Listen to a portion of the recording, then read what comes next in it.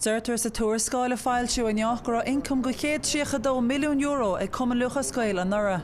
Méadú bed nach 50% ar an mbliain roimhe. Siomhríú bed na 40% gon bhéid sin ó áisinaí na heagraíochta a chur ar fáil go chreamaní éagsúla, agus is ó hicéad a díal a tháinig bed nach 30% cho.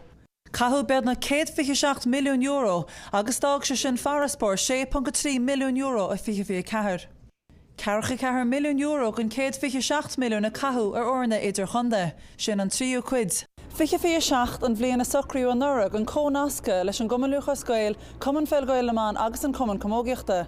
Leis an sprioc sin bhain samach tá ardíireacht dinta ag an trí eagraíocht, ach thug tamráin ard stúrthór cumanluchascail le fisanne go gafar tuile lé dhéanam mar dheala chuirsaí airgeid, áisinaígus achanaí agus an imní atá an trí eagraíocht a bhéanúlacht tain a chaomhnú. 2.4 milliún a tugu go chumann feilgáil na man agus gan chumann comógiachta an nura. Agus tógur cumann luchlascail ineach a gurfaí tuile airgeid ar fáil gan dá chumann sin im mbliana. Díal santa sé ruirta ardstúrthór cumann luchascail tamráin faoi go námháil na heagraíochta. Thug sé le fios gur luach saothar billiún euro san obair dheonach a rinne siad ar son na heagraíochta.